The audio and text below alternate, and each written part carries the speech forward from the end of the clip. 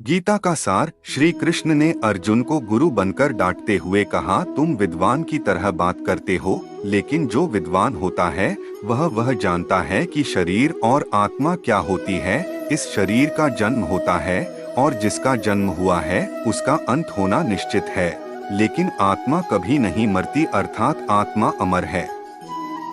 शरीर बाल्यावस्था से तरुणावस्था और फिर वृद्धावस्था में निरंतर अग्रसर होता रहता है और उसी प्रकार मृत्यु होने पर आत्मा दूसरे शरीर में चली जाती है।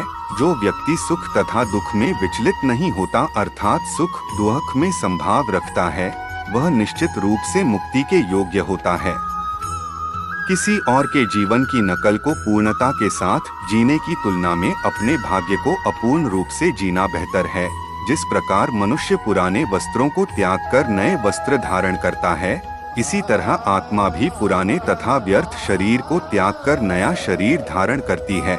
आत्मा न तो किसी शस्त्र द्वारा खंड खंड किया जा सकता है, न अग्नि द्वारा जलाया जा सकता है, न ही आत्मा को जल गीला कर सकता है और न ही हवा द्वारा सुखाया जा सकता है। आत्मा सदैव शाश्वत, सर्वव्यापी, अविकारी, स्थिर तथा सदैव एक सा रहने वाली है।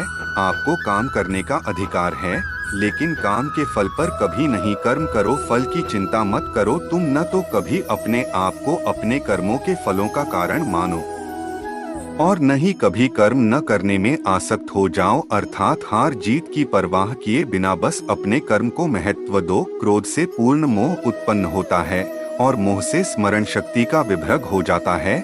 जब स्मरण शक्ति भ्रमित हो जाती है तो बुद्धि नष्ट हो जाती है और बुद्धि नष्ट होने पर मनुष्य भव कूप में पुनः गिर जाता है। अपने सभी कार्यों को भगवान पर केंद्रित मन के साथ करें, आसक्ति का त्याग करें और सफलता और असफलता को एक समान नजर से देखें। अध्यात्म का अर्थ है संभाव। तुम गुरु के पास जाकर सत्य को जानने का प्रयास करो, उनसे जिज्ञासापूर्ण होकर विनती करो और उनकी सेवा करो। गुरु तुम्हें ज्ञान प्रदान कर सकते हैं, क्योंकि उन्होंने सत्य का दर्शन किया है। तुम्हारे हृदय में अज्ञानता के कारण जो संशय उठे हैं, उन्हें ज्ञान रूपी शास्त्र से काट डालो।